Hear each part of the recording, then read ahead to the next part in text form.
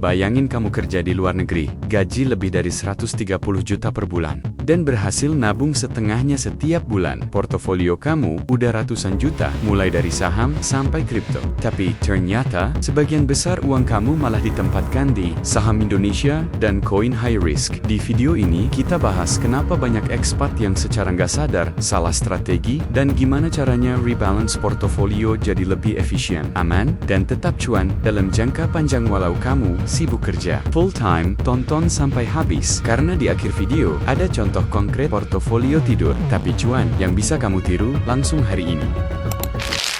Oke, selamat siang. Oke, siang. Selamat siang, Cek and Prof Kakak. Ya. Terima kasih sebelumnya sudah meluangkan waktunya ya. It's such an honor bisa dapat kesempatan ngobrol gini. Yes.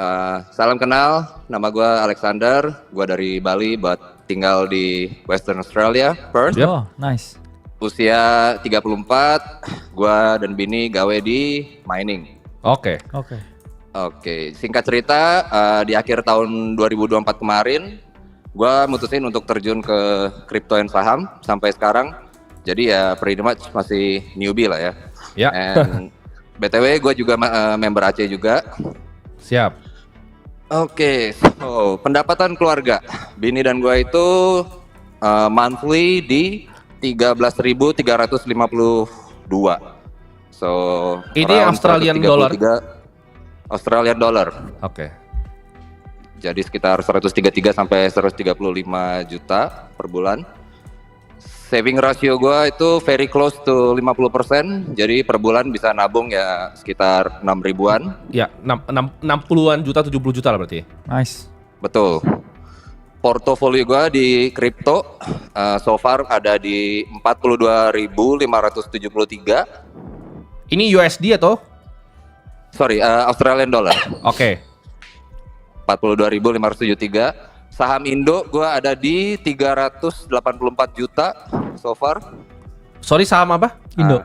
Indo Saham berapa? Indo, iya, 384. 384 juta Rupiah. Sorry. Oke. Gue akan dapat bonus dari company gue juga sebelumnya karena mereka underpay. Ya. 200 juta, mereka bakal bayar 200 juta. Ya. Posisi di bank gue so far ada 42.324. Ya, jadi gue deposito di sana supaya 42.000. Sorry. Oke. Banknya di bank apa? 42.324 Australian dollar. Oke. Jadi gue depositoin di sana sengaja supaya cicilan KPR-nya supaya slightly better juga gitu ya. Oke. Ya, jadi gue gak ada hutang sama sekali kecuali KPR, which is 386.827. Ya. Itu hutang KPR-nya. Oke. Pertanyaannya, jadi apa alokasi ini udah benar atau bisa di-adjust lagi ya, jadi lebih efisien and maksimal gitu growth? Oke. Berarti And secondly, apa ada cara lain or any suggestions dari Cek, dari Prof, ada tips supaya gue bisa reach financial freedom? Karena ultimate goal gue ya financial freedom sih. Gitu. Oke. Jadi untuk ultimate goal-nya adalah financial freedom. Kalau financial freedom itu gue biasa gue nggak suka dengan 4% rule karena menurut gue inflasi itu lebih tinggi dari itu. Jadi untuk financial freedom kita itu punya konsep pendapatan tahunan tuh harus berkali-kali lipat, harus besar sekali. Nah ini kan pendapatannya besar ya sebenarnya. Pendapatannya sekitar berarti bisa nabung 130 juta dengan kemampuan nabung berarti bisa 60 sampai 70 juta setiap bulannya. Nah, portofolio kriptonya apa ini kalau boleh tahu? Bitcoin 98,32%, Ethereum 1,61%, Parachain 0,07%. Oke. Nice. Risk profile-nya apa? Agresif kah, moderat kah, konservatif kah? Gua karena sadar gua belum kaya, jadi gua suka yang agresif. Jadi saham Indo agresif, Bitcoin ya bisa dibilang agresif juga ya. Oke. Saham Indonya apa? 386 juta rupiahnya itu? Saham Indonya gua di ini maksudnya apa sih? Emitennya gitu. Ya, emitennya aja sebut. Emitennya gua cuma ada 4 ya. Pani, Ya. Plan, Mine, sama BRI. Oke. Itu semua yang dibeli. Sebenarnya gini, gue nggak pernah masalahin dengan konsentrasi portofolio di saham ya. Tapi asal lu benar-benar tahu apa yang lu beli. Karena gini, mining itu ngambil waktunya banyak nggak dalam pekerjaannya? Biasa full time, benar-benar full time, ada waktu nggak untuk analisa seperti ini? Jadi gue tuh sistem kerjanya 1 minggu kerja full dan 1 minggu libur. Jadi terus aja gitu, 1 minggu kerja, 1 minggu libur, 1 minggu kerja, 1 minggu libur gitu. Jadi kalau misalnya gue dibilang jadi professional investor, kayaknya sih jauh banget ya dari professional investor. Maunya tapi nggak bisa gitu. Jadi step pertama dalam investasi yang menurut kita itu kita ajarkan adalah yang pertama itu kamu harus bisa decide apakah kamu adalah seorang investor yang alpha atau beta. Mau nyari alpha atau mau nyari beta nih? Pengennya sih alpha, tapi kan karena gue nggak punya skills buat nyari alpha itu, jadi gue somehow gue nyari alphanya itu dengan cara mencontek gitu loh. Kalau menurut mencontek dalam artian contek si orang-orang yang udah bisa dapetin alpha, dan ya gue riset sedikit kalau misalnya itu benar dan gue ada conviction, gue berani masuk kayak gitu aja. Konsep dari alpha ketika kamu mencontek, biasa alpha itu udah hilang. Karena kalau semua orang udah tahu alphanya itu bukan jadi alpha lagi. Nah, alpha itu adalah aktivitas yang lebih sulit dibanding olimpiade, bahkan renang olimpik. Itu Ray Dalio yang bilang. Itu adalah aktivitas tersulit ya bro ya. Kita aja sulit sekali ya dapetin alpha ya di sini. Setuju. Ya. Jadi jawabannya adalah kalau bukan full time investor, saya akan sarankan ke beta. Nah, kalau kita lihat secara portofolio Indonesia, ini weightingnya BRI berapa ini? BRI gue kecil sih, cuma 20 juta itu kalau BRI. Kecil BRI. Kita akan mulai mungkin dari yang saham Indonesia dulu ya. Ini saham Indonesianya ini kenapa di Indonesia kan walaupun lu di Australia kan. Apakah lu punya broker yang bisa akses saham US? Kayak Interactive Broker mungkin? Mestinya bisa. Ini kenapa Indo ini karena home bias atau karena kita ngelihatnya berita Indonesia gampang, dan ya mungkin karena gue juga orang Indo gitu ya. Jadi ya udahlah. Jadi di saham sendiri kalau lu berinvestasi di Indo itu ada yang namanya home bias. Ya. Itu sesuatu bias yang lu akan berinvestasi cenderung kalau lu di negara itu. Contoh, lu orang Thailand, lu akan lebih bias untuk berinvestasi di Thailand. Tapi kalau kita lihat secara global all cap, Indonesia tuh 0,1% dari global punya liquidity. Ya, jadi jawabannya kalau lu orang di Australia, gua akan sarankan lebih portofolio yang di luar negeri sebenarnya dibanding di Indonesia. Boleh di Indonesia, tapi porsinya tidak sebesar ini, gitu. Dan ini sangat mencari alpha. Kalau misalnya lu cari dari IHSG ini lu sangat nyari alpha nih. Gua kasih contoh ya. Indonesia memang kalau lu invest di indeksnya itu nggak selalu bagus. Misalnya lu main pure beta play, let's say lu beli reksadana indeks di Pevindo iGrade atau di Serikahati, itu akan lu ketemu betanya 1 tuh. Tapi kalau misalnya lu bikin lebih simple, contoh lu nggak mau beli reksadana indeks, lu mau bikin sendiri deh. Misalnya BCA 70%, BRI itu 30%. Kalau lu memang percaya sama negara Indonesia, gua akan saranin seperti itu aja. Misalnya BCA 70, BRI 30. Itu gua nggak usah ngitung kira-kira betanya 0,6 sampai 0,8. Udah dekat lah itu ke 1. Jadi lu nggak nyari alpha yang porto lu bisa swing tinggi karena lu kan nggak professional investor. Betul. Ya. Jadi dari situ menurut gua kalau memang lu percaya banget nih sama, atau nggak tesis lu tadi bukan karena sering lihat berita di Indonesia, itu kan home bias tuh. Kecuali tesis lu adalah lu lihat emerging market ini masih underpriced. Itu boleh lu main Indo. Tapi kalau nggak, mendingan internasional. Nah, dari internasional sendiri itu bisa dibagi jadi 2 sebenarnya strategi investasinya. Kalau Warren Buffett selalu bilang 90% tuh di S&P 500. Nah, tapi ada cara nih sebenarnya untuk ngalahin S&P 500 karena kayaknya lu udah lebih advance dalam investing. Jadi kita akan bahas kali bro ya. Ya. Nah, jadi ini stylenya kalau pernah dengar namanya Dimensional Fund Advisor atau DFA. Jadi DFA itu pakai yang namanya teorinya Eugene Fama, Factor Tilt Portfolio. Jadi 5 factor investing. Ini gue belum pernah bahas nih pertama kali nih karena kayaknya lumayan advance yang tanya. Jadi kita akan bahas lu bisa actually beat S&P 500 pakai beta play. Dengan lu factor tilt ke value dan juga emerging marketnya ada. Oke, ini kalau saran gue ya, ini kalau gue jadi lu, semua yang Indo itu gue likuidasi full. Dan bahkan yang kripto itu sekarang gue likuidasi full. Karena kan bukan professional investor. Gue akan bikin pure beta play ya. Kira-kira seperti ini portfolionya. 42% tuh di US stock market. Sambil bro kakak bantu charting ini juga. Di VTI namanya. Jadi itu salah satu ETF dengan weighting paling besar di dunia. Itu 42% US stock market. Jadi lu beli semuanya saham di US. Lu nggak usah pilih jarum ditumpuk ke jerami, lu beli jeraminya. VTI. 24% tuh di international ETF, VEA. Jadi ini VTI nih, ini yang pertama ya. Yes. Kalau lu punya akses buat di broker luar negeri. Jadi ini yang personally kita lakukan juga gitu. Jadi kita orangnya walk the talk, ini yang kita lakukan dan kita ajarin kalian juga. Ini untuk yang siap. stok portfolio ya. Jadi 100% ini bukan total portofolio lu, tapi ini stok portofolio ya. 42% tuh VTI, 24% di VEA, International ETF. Coba dibuka bro, biar dia bisa tahu juga. Nah ini, VEA ini 24%, 12% emerging market VWO. Jadi ini namanya factor tilting. Jadi lu bisa nanti kalau lu weightingnya pas, lu bisa ukur comparative return-nya ini ngalahin S&P. 14 itu kita tilt ke US Small Cap Value, AVUV. Ini pasti banyak nih yang nonton nggak ngerti. Tapi nggak apa-apa ya bro ya. Ya. Kita cater ke semua orang kok. Ya bukan X yang ada AVUV doang. Yang Avantis punya. Sama 8% kita tilt ke International Small Cap Value, AVDV.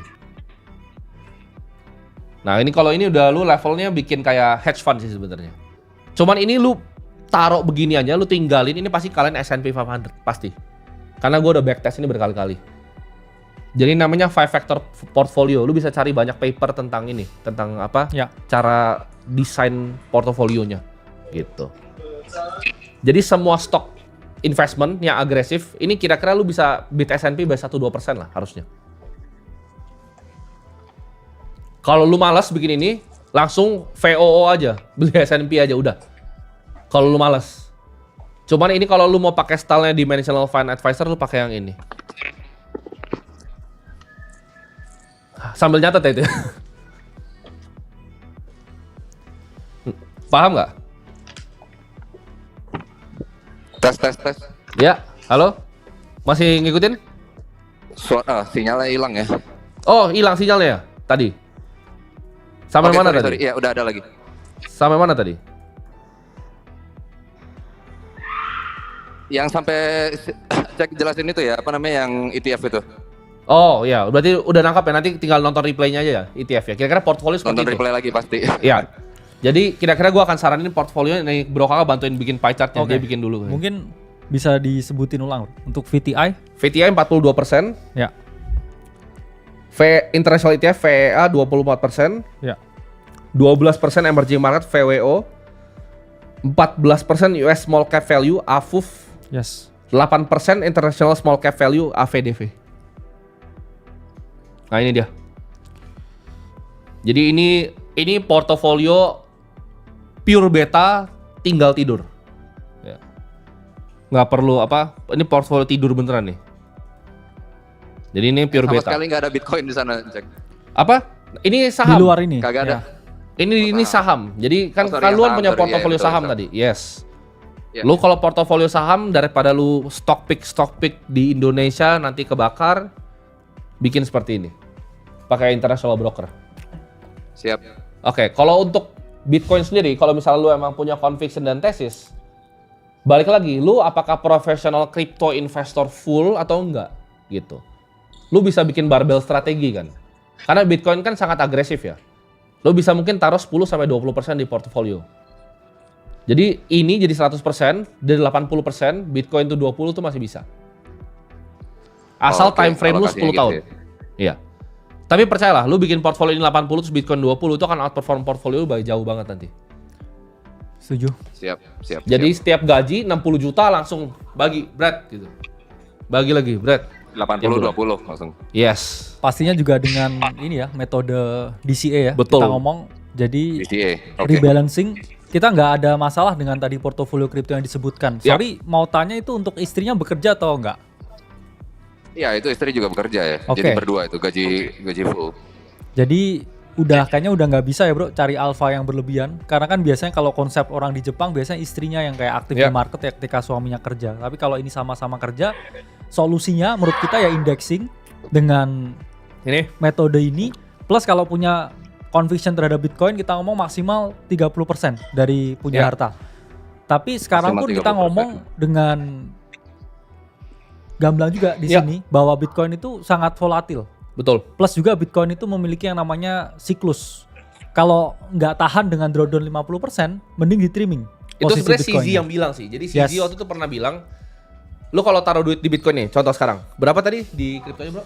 Kriptonya Dia taruh ada Di sekitar kripto gua taruh 42.573. Nah itu kalau hilang 70% ngefek nggak ke kehidupan lu? Kagak. Sama sekali. Sama sekali. Kalau misalnya emang dia personal, Yes. tapi gini, kadang orang tuh punya plan sampai ditonjok di muka. Nah gitu. Itu pengalaman gue Biasanya sama gini, nggak kerasa hilang. Gua baru masuk itu pernah minus sampai 4.000 itu. Pernah Oke. waktu awal-awal itu masuk Karena- 170.000 langsung berat. Karena gini Bro Alexander itu nggak pernah kerasa kehilangan sebelum hilang loh. Iya benar. Baru Oh, hilang siap, dulu siap. baru kehilangan, ya kan? Iya. Kalau sekarang nggak Iya, iya, apa-apa, iya. tapi ketika udah hilang mungkin juga Saran gue tetap di rebalance sih. Lu bikin 80-20, tapi let's say lu Balance. mau agresif lah, 70-30. Karena lu bukan profesional di sini. Kita tuh waktu itu pernah waiting sampai 90% yang di Mungkin- Bitcoinnya. Karena kita tahu apa yang kita lakukan, kita ngikutin setiap hari. ya profesional miner mungkin. Bener. Hopefully jadi one day mining ini ya, mining Bitcoin. Jadi 70-30% sih. Itu kalau itu agresif lah. Itu kita ngomong agresif. Ya. Dengan quote on quote Oke, ini semuanya di banknya aman ya. Ini nggak pernah dipindah-pindahin. Tapi kalau Indo, let's say lu memang punya kecintaan sama negaranya ya lu main pure beta aja. Antara lu beli indeks tadi Pevindo agresif Serikahati atau lu beli BCA BRI gitu. Oke, siap. Dapat gambaran ya kira-kira ya. Jadi yang pertama Udah, satu ini udah. di rebalance dulu. Di rebalance dulu. Cari broker yang bisa fasilitasin di Australia banyak ya bro ya. Yes. Yang bisa fasilitasin di bank-bank sana banyak yang bisa fasilitasin ke US. Itu yang pertama. Yang kedua adalah bikin ini adalah tabungan per bulan. Jadi setelah di rebalance portofolionya itu baru rebalance baru tambahinnya per bulan kayak bro kakak bilang. Itu yang gue paling setuju DCA. Ya mungkin bisa ini ya, dialokasikan dari kan habis ini dapat bonus 200 juta ini kayaknya Bro Alexander. Oh iya benar nih. Ya, betul. 200 juta itu langsung dibagi itu tadi 70-30 lah. Saya lu Yes. suka banget dan emang bisa tahan perut lu bisa tahan tuh keturunan segitu ya 30% Iya. boleh ya udah ya. Benar. Tapi ini special case karena kita kenal banyak teman-teman yang even duitnya tuh ratusan miliar ya sampai udah dekat-dekat triliun ketika turun 20% tuh pusing mereka. Sakit juga ya. Pusing mereka gitu. Kena mental. Karena mental bener. Benar. Jadi mungkin lu special case tapi balik lagi. Nggak ada yang orang tuh semua punya plan ya sampai ditonjok di muka. Damn. Kita udah sering soalnya kena Oke, tonjok di muka. siap. Oke, semoga membantu ya Bro Alexander ya. Oke, thank you Jack, thank you Prof. Siap, Oke. siap, keren. Salam buat keluarga di Salam, sana. salam. Salam.